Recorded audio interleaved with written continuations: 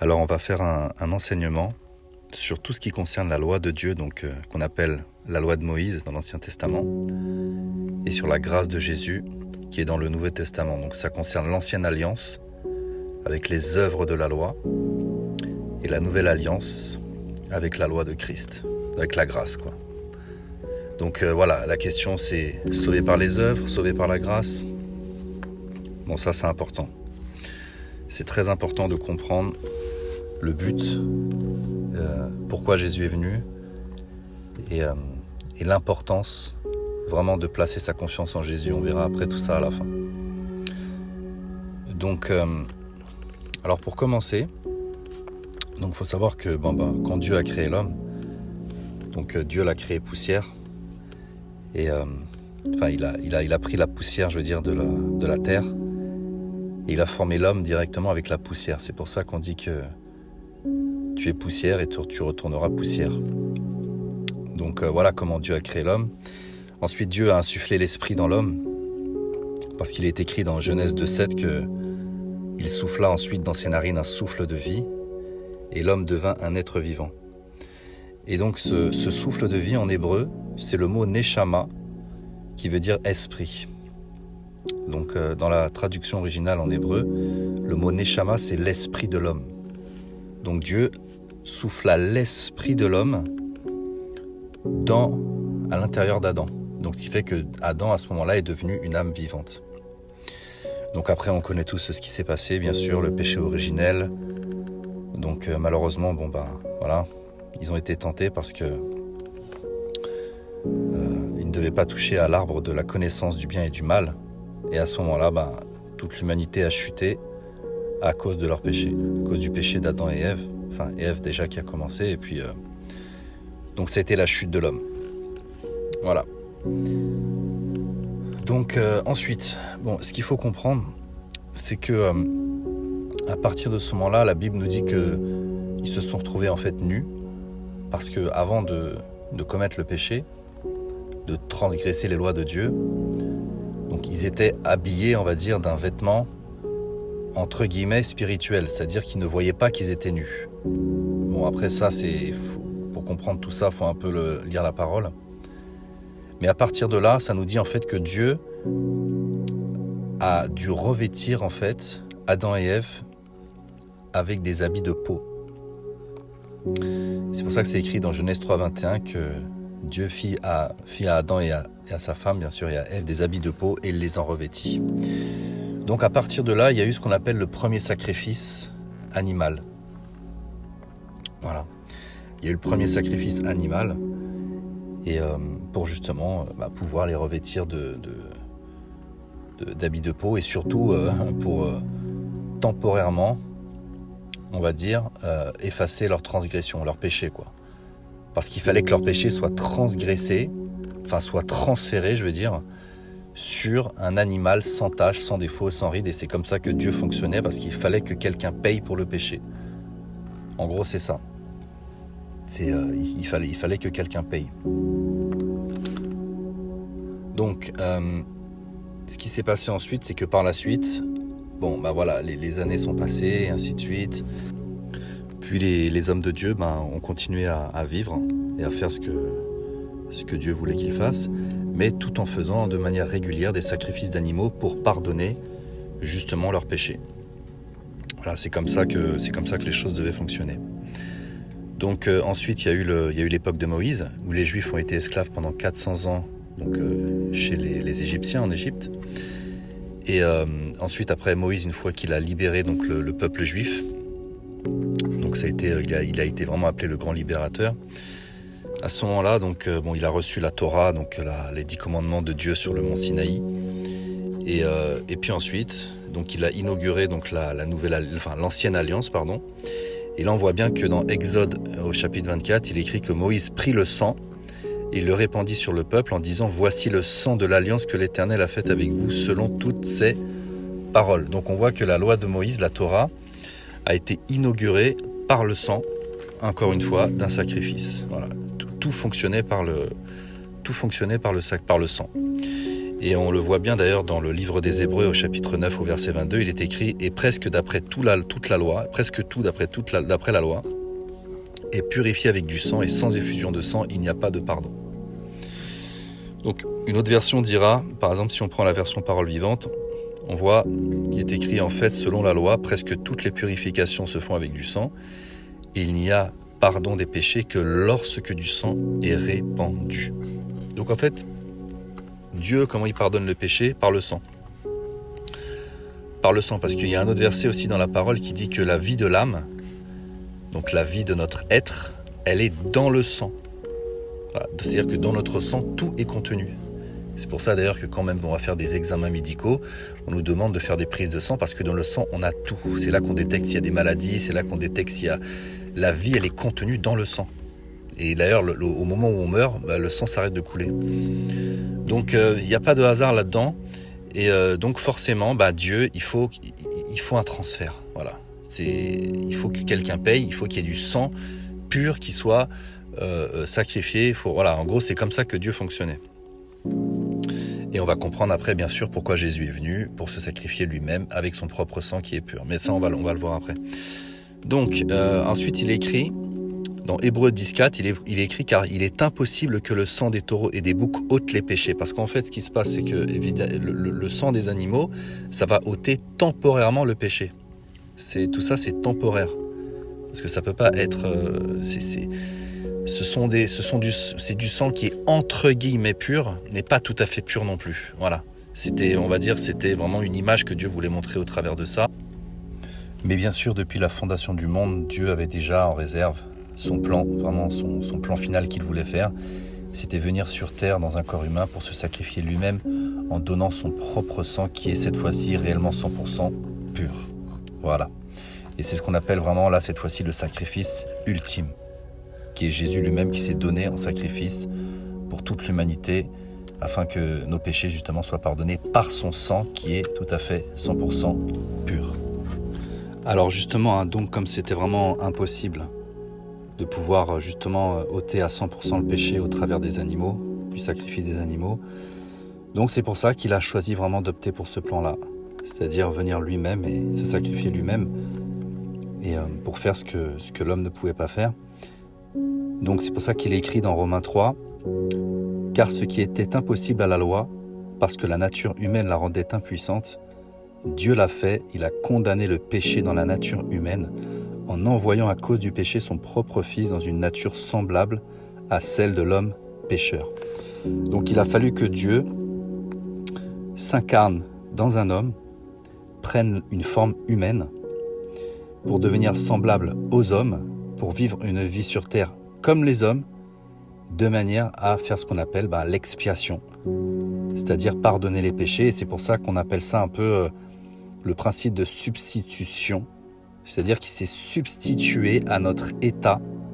Il a pris comme notre identité terrestre de manière justement à pouvoir effacer toutes nos transgressions au travers de sa propre nature. Donc c'est un peu l'exemple de par exemple quand on a une table qui est sale, si on prend un chiffon qui est sale pour nettoyer du sale, la table restera toujours sale. Alors que si on prend un chiffon propre pour nettoyer une table sale, là le chiffon propre pourra nettoyer une table sale. Donc en gros c'est un peu le même principe. Donc c'est pour ça que Dieu a décidé de s'incarner. Et quand on voit dans Jean chapitre 1 verset 14, il est écrit « La parole a été faite chair et elle a habité parmi nous pleine de grâce et de vérité ». Donc Jésus c'est la parole de Dieu. Il est la parole de Dieu incarnée. Donc, et il a décidé vraiment de se manifester en tant qu'homme, sur terre. Donc il est écrit dans 1 Timothée 3,16 « Et tous le reconnaissent, le mystère de la piété est grand, Dieu est apparu comme un homme. » Waouh, c'est quand même assez fort. Hein. Dieu est apparu comme un homme. Voilà, c'est vraiment extrêmement puissant. Et on verra dans une autre version, par exemple la version Osterbal qui dit, c'est le même verset, qui dit « Et certainement le mystère de la piété est grand, Dieu a été manifesté en chair. » Donc Jésus, c'est Dieu lui-même qui a pris un corps humain. Voilà, il n'y a pas plus clair que ça.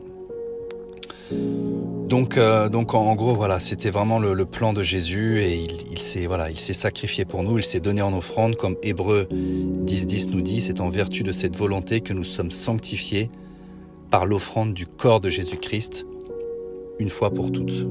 Voilà, il l'a fait une fois pour toutes. Il s'est vraiment sacrifié à la croix, il a donné sa vie pour nous, il a donné vraiment son sang pour nous. Et au travers de ça, tous ceux qui placent leur confiance en Jésus sont sauvés. C'est-à-dire qu'ils ont accès vraiment, ils ont accès au paradis, ils ont accès dans la présence de Dieu pour l'éternité. Et c'est tout simplement glorieux. C'est tout simplement glorieux. Et faut savoir aussi une chose, c'est qu'après sa résurrection, donc Jésus a fait quelque chose de magnifique, c'est que il est monté dans le lieu très saint, qui est dans la présence de Dieu. C'est pour ça qu'à un moment, quand il a été ressuscité, au moment où il a été ressuscité, que Marie de Magdala l'a vu, il lui a dit « Ne me touche pas parce que je ne suis pas encore monté ». À ce moment-là, il est monté dans la présence de Dieu, donc il est monté au 3e ciel avec son nouveau corps ressuscité. Et à ce moment-là, le livre des Hébreux nous dit « Il est entré une fois pour toutes dans le lieu très saint, non avec le sang des boucs et des veaux, mais avec son propre sang, ayant obtenu une rédemption éternelle ». C'est tout simplement magnifique. Hébreux chapitre 9, verset 12. Il a obtenu pour nous une rédemption éternelle. Waouh! Donc c'est tout simplement extraordinaire. Après, on voit beaucoup de personnes qui vont dire « Ah oui, mais moi j'ai jamais rien fait, mais moi je peux aller au paradis, mais moi ceci, mais moi cela, moi j'aime Dieu. » Alors il faut savoir que aimer Dieu ne suffit pas, croire en Dieu ne suffit pas non plus. On parle vraiment là de placer complètement sa confiance en Jésus. Parce que par exemple, il est écrit dans Jacques 2.19, il est écrit « Tu crois qu'il y a un seul Dieu, tu fais bien, les démons le croient aussi et ils tremblent. » Donc, comme quoi les démons croient en Dieu, le diable croit en Dieu, mais il croit en Dieu dans le sens, il croit que Dieu existe. C'est-à-dire qu'il n'aime pas Dieu, mais il croit que Dieu existe.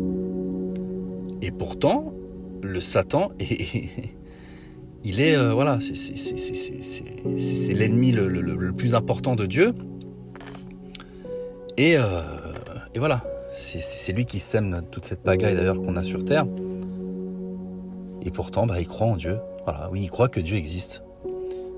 Donc on peut croire en Dieu et on peut aimer Dieu, mais c'est pas ça qui nous sauve. Voilà, ce qui nous sauve, c'est vraiment placer toute sa confiance en Jésus, faire de lui notre Seigneur et notre Sauveur. Voilà. Donc, il est écrit dans Luc 10, 27, « Tu aimeras le Seigneur ton Dieu de tout ton cœur, de toute ton âme, de toute ta force et de toute ta pensée, et tu aimeras ton prochain comme toi-même. » Et de ces 2 commandements dépendent toute la loi et les prophètes.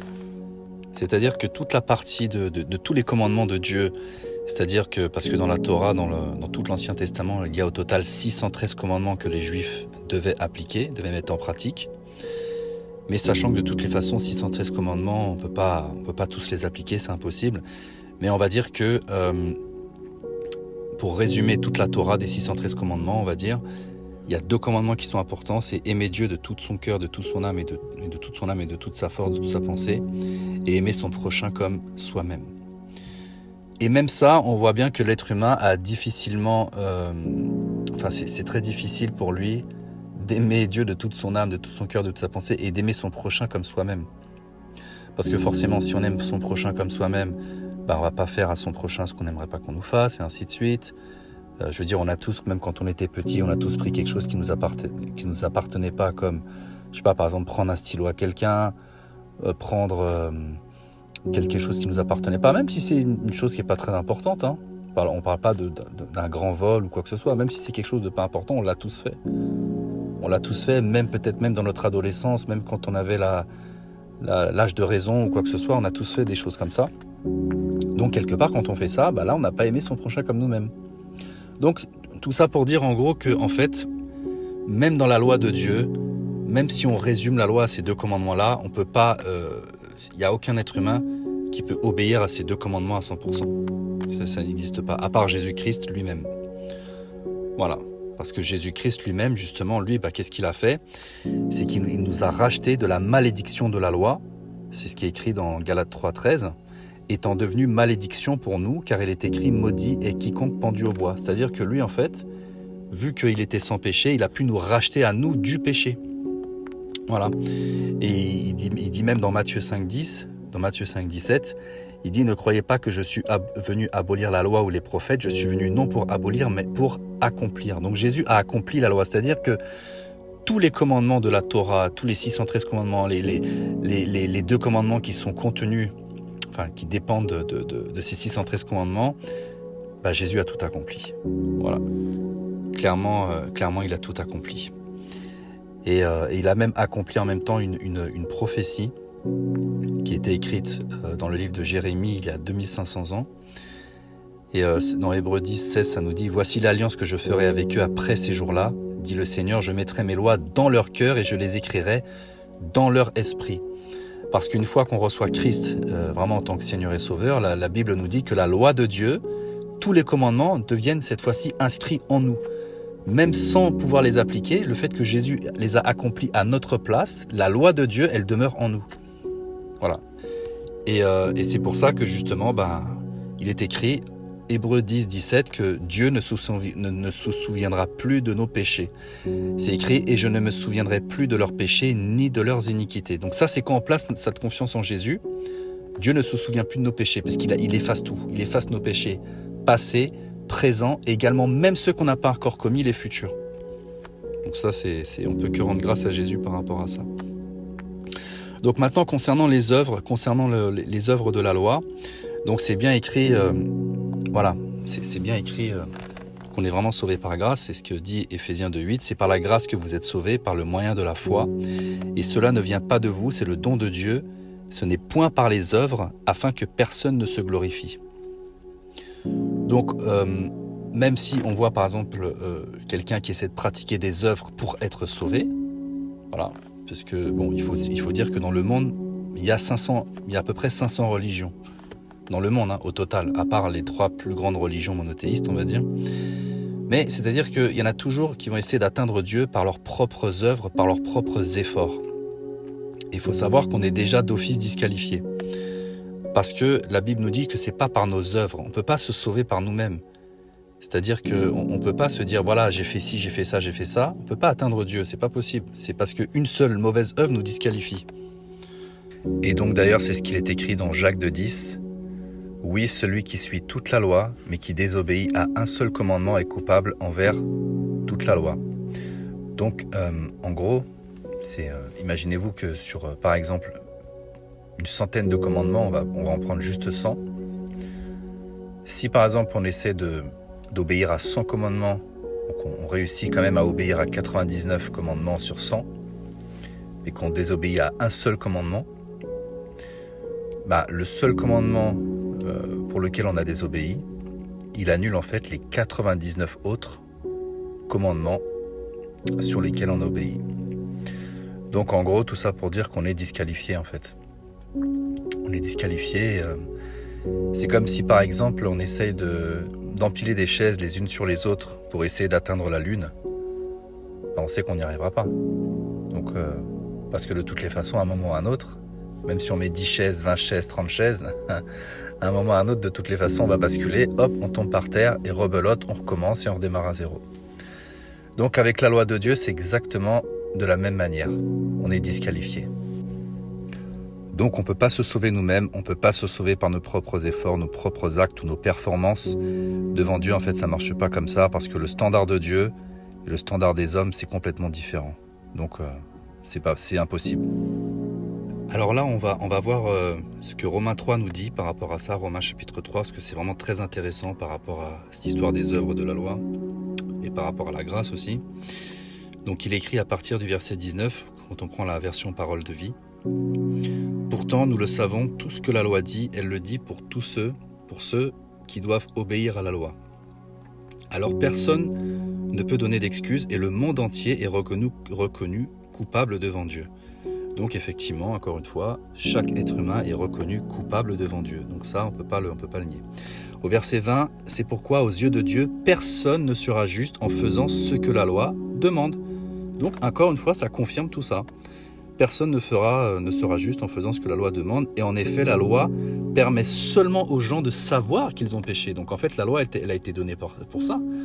Elle a été donnée pour nous dire que ça c'est bien, ça c'est pas bien. C'est juste pour nous faire savoir ce qu'est le péché en fait.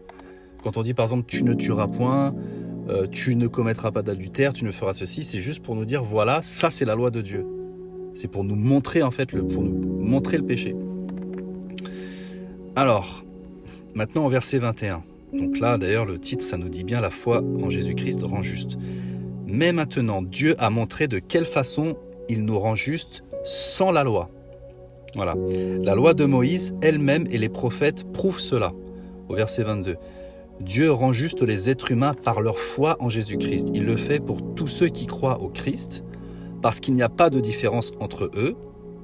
Tous ont péché et tous sont privés de la gloire de Dieu. Donc, quand on dit sont privés de la gloire de Dieu, c'est sont privés de la présence de Dieu. Mais dans sa bonté, Dieu les rend justes gratuitement par Jésus-Christ, qui les libère du péché. Dieu l'a offert en sacrifice. Alors, par sa mort, donc le Christ obtient le pardon des péchés pour ceux qui croient en lui. Ainsi, Dieu a voulu montrer qu'il est toujours juste. Il l'était autrefois quand il était patient et n'a pas puni les péchés des êtres humains, mais il l'est aujourd'hui parce qu'il veut à la fois être juste et rendre juste ceux qui croient en Jésus-Christ. Voilà, donc là c'est vraiment, c'est très clair et net. Alors, on va prendre le verset 24. Qui est très intéressant, et on va le mettre dans la version Osterwald. Alors, voilà.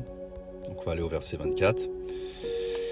Donc là, il est écrit, donc on reprend juste avant le verset 23, et puis après on continue sur le 24. Alors, et qu'ils sont justifiés donc gratuitement par sa grâce, par la rédemption qui est en Jésus-Christ, que Dieu avait destiné pour être une victime propitiatoire, par la foi en son sang, afin de faire paraître sa justice par le pardon des péchés commis auparavant pendant le temps de la patience de Dieu. Donc on voit bien encore une fois la notion de sang. Donc ça nous dit que Dieu avait destiné donc Jésus pour être une victime propitiatoire par la foi en son sang, afin de faire paraître sa justice pour le pardon des péchés commis auparavant. Donc encore une fois qu'on voit que le sang de Jésus-Christ a une grande importance. C'est-à-dire que pour être sauvé, non seulement il faut placer sa confiance en Jésus, mais ça nous dit qu'il faut placer sa confiance en son sang, c'est-à-dire l'œuvre de la croix. Il faut déjà avoir la compréhension et la révélation de ce que le sang de Jésus a fait à la croix, qui nous a donné la rédemption éternelle par son sang. Voilà, donc tout est encore une fois, c'est encore la notion du sang qui est vraiment exposée ici dans ce verset, parce que la version Osterwald, c'est une des versions la plus pure de la Bible, comme la version King James également, qui est une version américaine. Romains 8.1 nous dit « Maintenant donc, il n'y a plus de condamnation pour ceux qui sont unis à Jésus-Christ. » Donc voilà, à partir du moment où on est unis à Jésus-Christ, on est réellement sauvé. Il est écrit dans Romains 19, « Si tu confesses de ta bouche le Seigneur Jésus et si tu crois dans ton cœur que Dieu l'a ressuscité des morts, tu seras sauvé. » Voilà la condition pour être sauvé. Donc c'est clair que voilà, Jésus est Seigneur, Jésus est Dieu fait homme, Jésus est le roi des rois, Jésus a la capacité de nous délivrer donc du péché, de la mort éternelle, de la mort spirituelle, et également de la mort physique, parce que on pourra voir ça prochainement, mais il y a également donc la résurrection à la fin des temps, au retour de Jésus sur terre. Bon, ça c'est encore autre chose. Mais Jésus nous libère des chaînes, Jésus nous délivre, Jésus nous sanctifie, Jésus nous donne une vie meilleure. On peut s'améliorer enfin, voilà. On ne sera jamais parfait, mais en tout cas on va chercher à s'améliorer. En tout cas Jésus nous donne cette envie de jour en jour, et il nous donne surtout aussi la victoire. C'est pour ça qu'il est écrit dans 1 Corinthiens 15, 57, « Mais grâce soit rendue à Dieu qui nous donne la victoire par notre Seigneur Jésus-Christ. » Amen.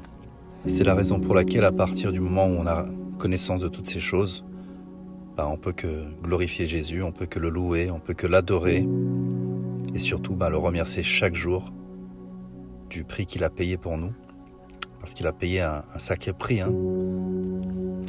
Et tout ça par amour, parce qu'il nous aime vraiment d'un amour inconditionnel. C'est un amour qui n'est pas un amour humain, c'est vraiment un amour divin. Et c'est vraiment la manifestation et la preuve de son amour envers nous. De façon à ce qu'on puisse être justement déclaré juste et déclaré saint et parfait devant Dieu par Jésus-Christ. Voilà, donc là, l'enseignement se termine. Et j'espère que ça vous a édifié, j'espère que ça vous a fortifié et j'espère que ça vous a béni. Que Dieu vous bénisse.